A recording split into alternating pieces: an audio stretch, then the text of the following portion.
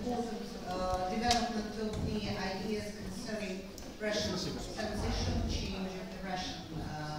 change of the Russian media, and I would start with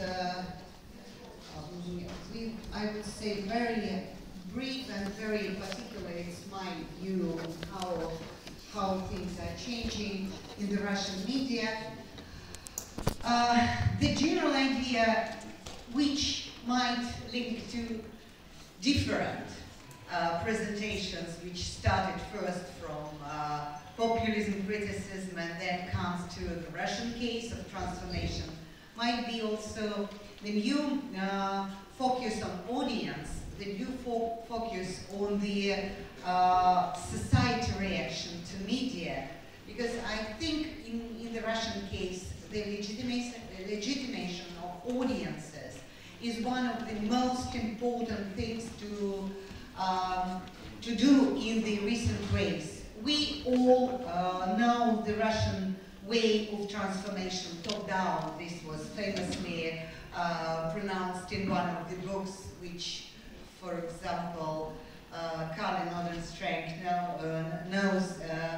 I mean the review of the Russian media policy transformation by Elena in his doctoral dissertation about glasnost, and the very well-known political approach here is that everything in Russia is made top-down from what top. However, we need to think and reassess the importance of so-called people, narod, as those who are making the change, also in terms of down-top grassroots reaction to the whole history of transformation. So, of course, Russian media are different in different historic periods, in different socio-political models, and therefore we may say that Russian Empire should not be excluded from the whole vision of how Russian media and tradition has been developed. So Russian media started, as I told you, from top down, and we all know that it was media for the rich and for the educated, almost until the beginning of the 20th century. The debate was about the debate in media substituting the political life, the debate in literary magazines was a kind of public sphere, and that was limited for the very narrow strata. However, the revolution, big revolution, which started in today's vision is that it started in 1905 and it lasted until 1917. The big revolution made a different model for media, and it was of course propaganda model, but for all. And the idea of propaganda was in a way dominating the also educative, enlightening role of the Soviet media, which has been a very important cultural institution. So the two lines were coming together. Since 1991, of course it became a different media. I'm still hesitant to give some certain formulations for this. It became quite fragmented in terms of capital regional, in terms of social, in terms of audience aiming. It is fragmented in terms of content, left, right, whatever. It was for many years it was mostly for fragmented society. after the Crimea reunification, the society became more consolidated. Coming back to the debate before, and it seems that we are changing now the paradigm. However, of course, we have here a very important theoretical challenge to understand the development of the Russian Empire, Soviet, post-Empire, post-Soviet media. And this theoretical challenge, of course, goes very close with the vision of transition as transition to market and democracy, to better life.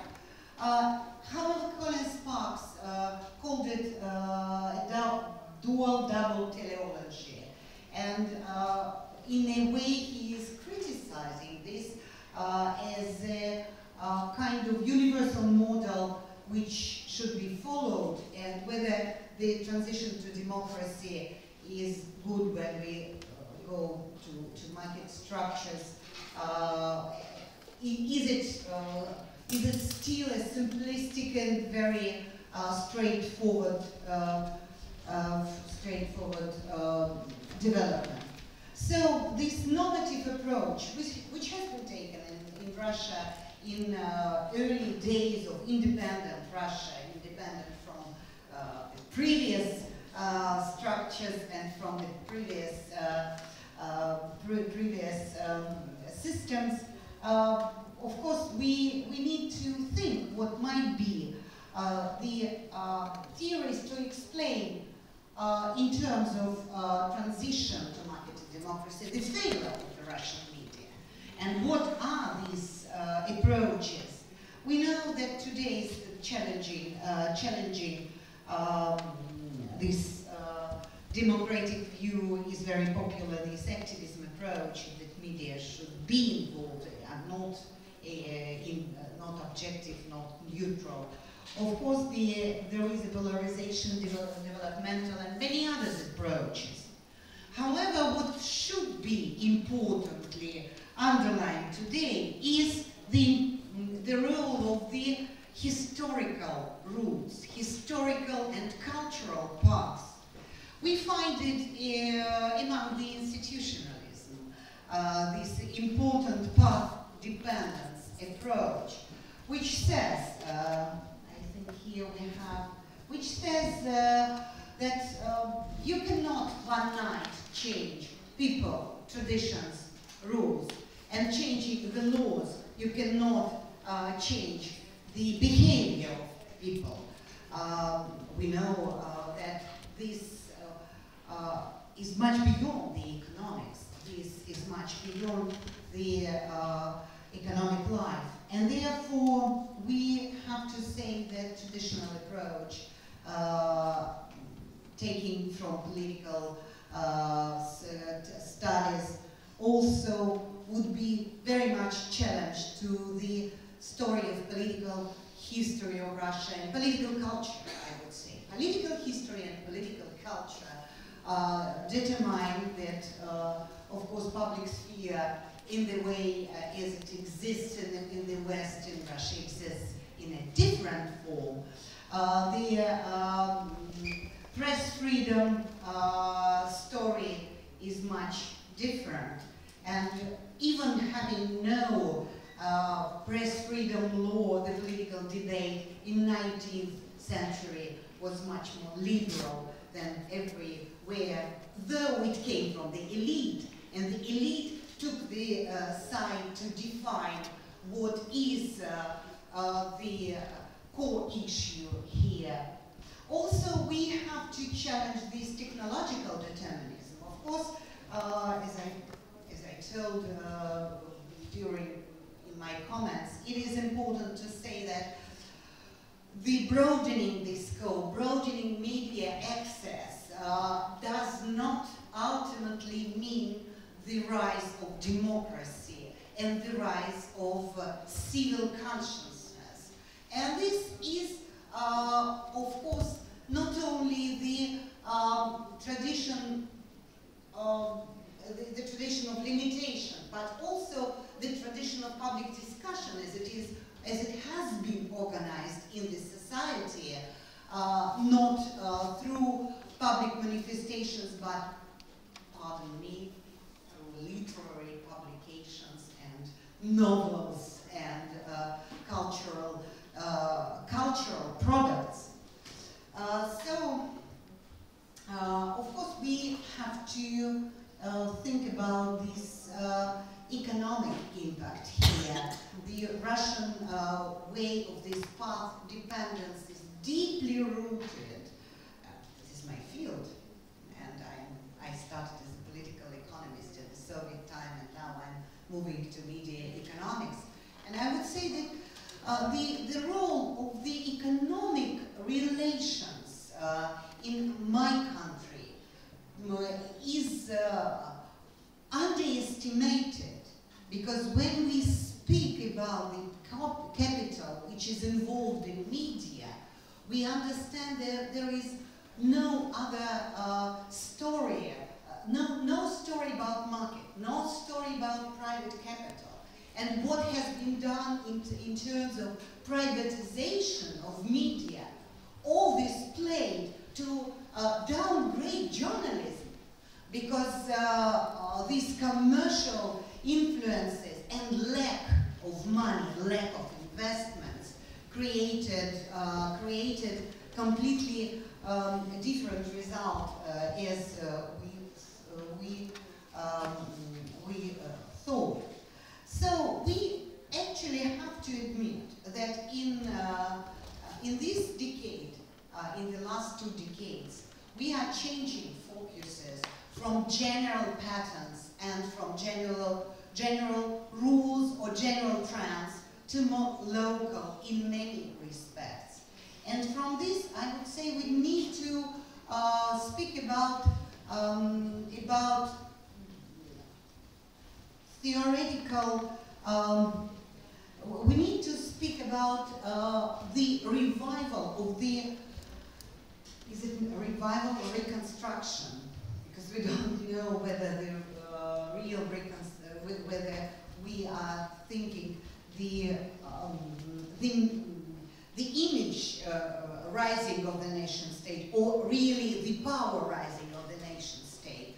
So we need to think about the nation state as about important research paradigm, and the revival of nation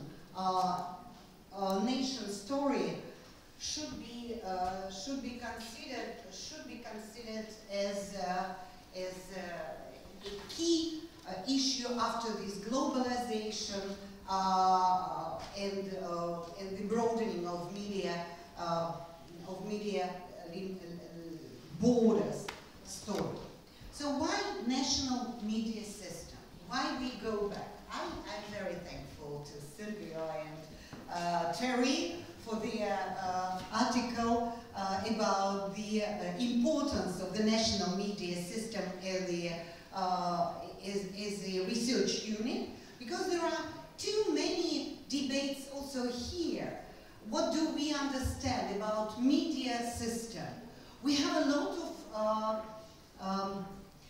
of debates whether we should exclude this story of system from the whole academic discourse.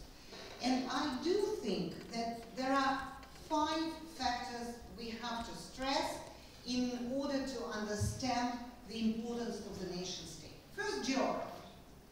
Is it a pure story or not? It's a debate. But the geography matters. For the media, geography matters. And if we take the United States media, and then if we take, we have, for instance, Singapore media system. Or if we take a small European country, small in terms of territory and population, that would be another story. If we take the Finnish media or the Swedish media, big in territory, small in population, that would be another media story. In terms of structures, press, television, advertising market, that would be completely a relevant story. Then we take, for instance, Russia. Territory matters, language matters or languages matters. We have 100 written languages. We have, and they have to be existent in the media field. And there is 100 and even more languages. And beyond there are unwritten languages, only spoken languages, how to support them, and how media is going to operate on these languages. Language story, of course it's important. And language story for each media is the story of cultural production. Because production is, of course, a national language. And even in a multi-language, multi-ethnic society like Russia is the importance of, I would say, Cyrillic symbols, which is a civilizational change, plays a role. National media system, of course, it has something to do with cultural tradition. And the cultural tradition here is, for instance, journalism not about news, journalism about texts. And these texts on specific issues of the public life. And these texts done like literary, creative products is something different with the permanent news story in terms of 5W and 1H. It's not about who, when, how, who, when, where, why, and how. It's more about issues of in making consensus story, in making consensus, and in making philosophical roots of all which is taking place in communication. Of course, history is a collective identity construction, plays a different role in each society, and therefore you would never get the same reaction in the West concerning the story of Crimea like in Russia. It's our history, and our history, our collective history is something different from the political mapping of from the global geopolitics. Of course, the legislation. Still, in many countries, even in the European Union, national legislation changes, plays an important role, and legislation is the set of documents adopted to this country. This is why I am for this path dependence as a frame which explains the failure of transitional approaches, and which gives us different orientations. Of course, media are changing everywhere, and these are, according to Maxwell and many great theoreticians, these are changes in economics, politics, and culture as major dimensions of society. This came also through digitalization, which is a part of both economics and culture. But of course, all media change has its national face. As its national face in terms of Russia, of course, should be traced both on legislative, economic, and institutional contradictions, but also on slow cultural change and slow identity change. So are we people, citizens, under a complete regime, or are we Russians? And regardless regime, whatever is regime, we are Russians.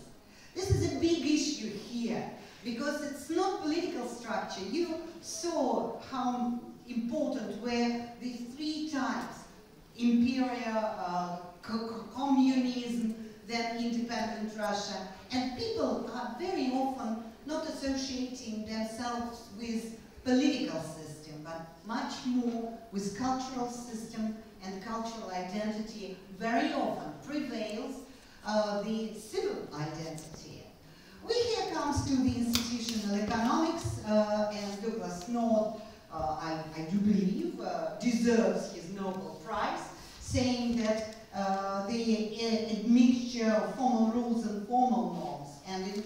characteristics that shape economic performance is in every concrete case unique. And while the rules might change overnight, the informal norms usually change only gradually.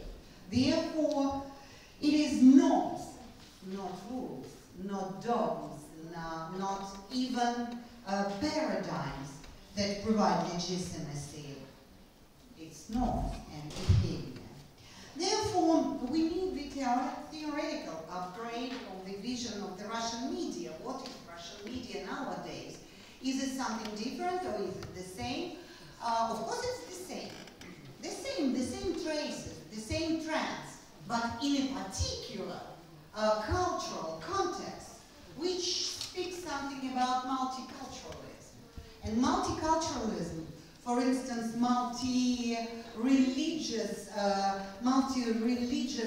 atmosphere in the Volga region should be very often taken as an example of the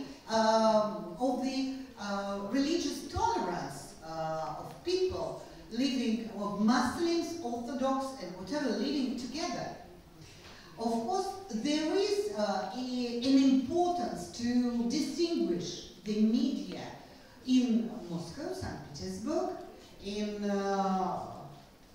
for instance, small region, in small village. I'm a kind of car traveler, so I know in what places of Russia we can call each other and we can watch internet, even have the most advanced 4G connection.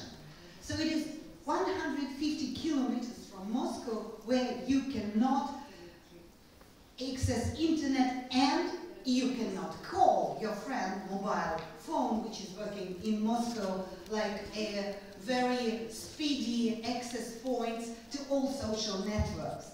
And of course we know that urbanization is a very crucial process. People are living in cities and 40% of population, the estimate is 40% of population lives in Moscow region in central Russia, but still, and this for Russia concept is extremely useful to understand how also the media change is coming if we even distinguish the Caucasus area, the area of multi-linguistic, multi-religious republics with very traditional lifestyles, how we distinguish them from Moscow, which is, of course, or St. Petersburg, which are, of course, the cities more advanced in terms of communication, lifestyle, and politics, public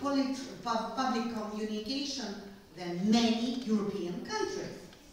Therefore, we also have to say that this digital divide, and I do not agree that this is not a generation issue, this is a generation issue. The digital divide is the story about lifestyle and about different media cultures.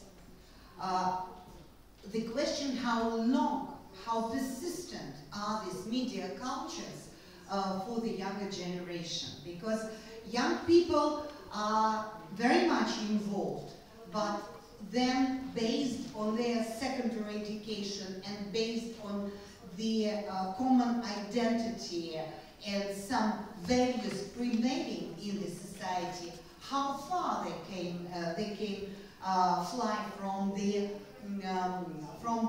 values of their older generation. And this is a big issue. While these media cultures are, of course, important story.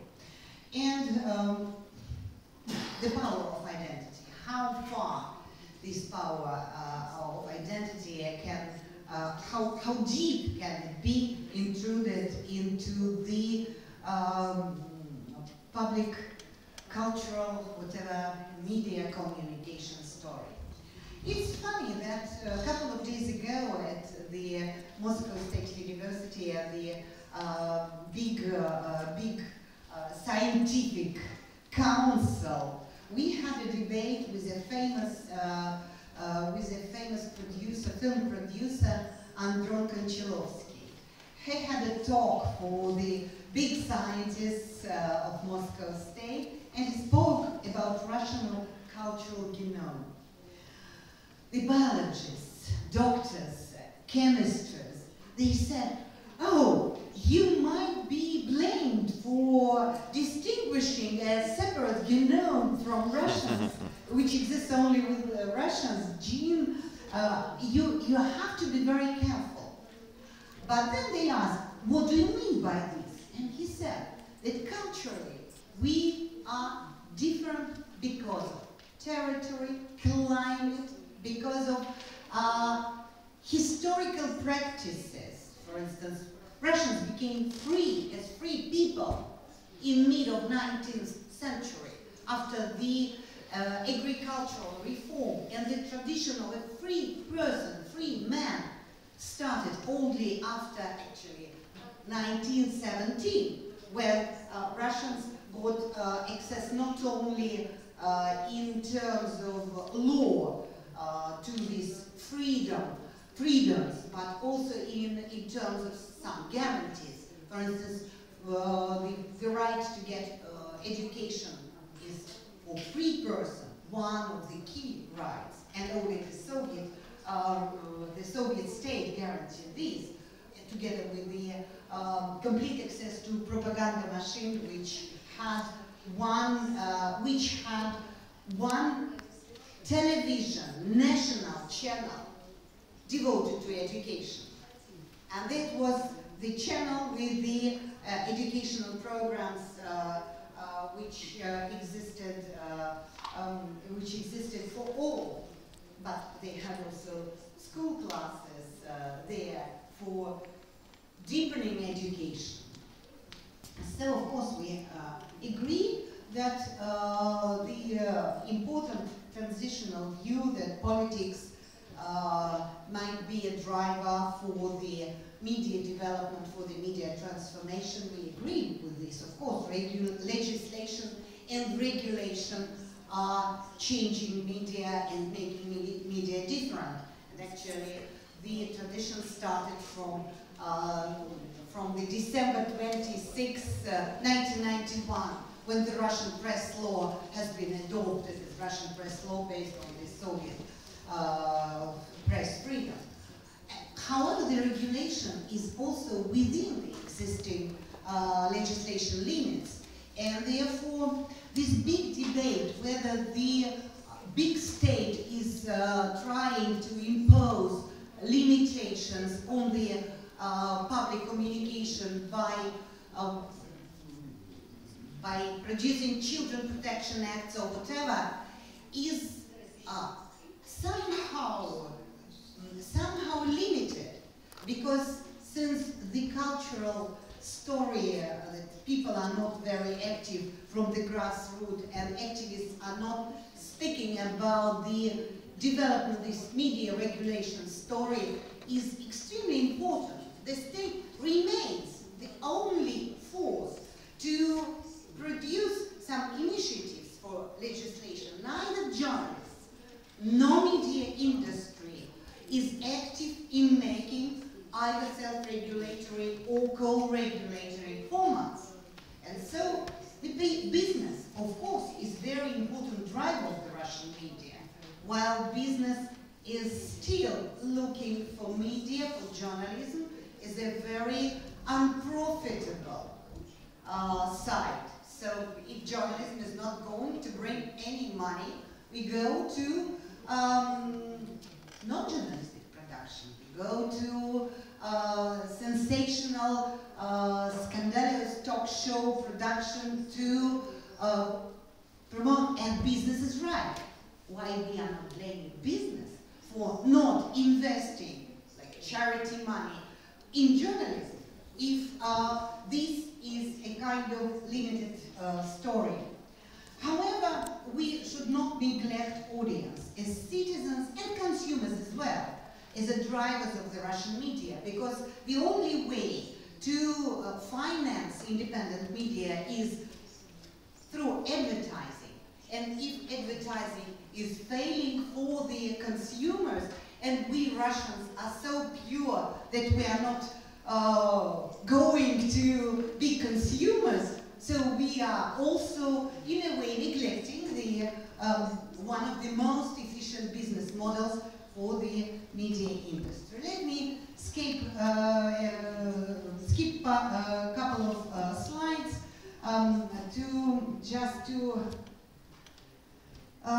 to finalize. So, the frames of transitional approach, the driving forces, that norms, that normative theories are right, of course, are applicable to Russian media, because this is a kind of frame which put the very contextualized development into some general patterns. However, we may say that national contexts,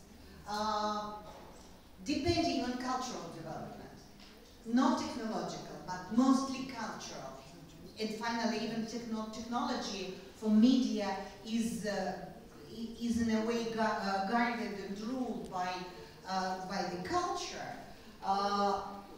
The national contexts are changing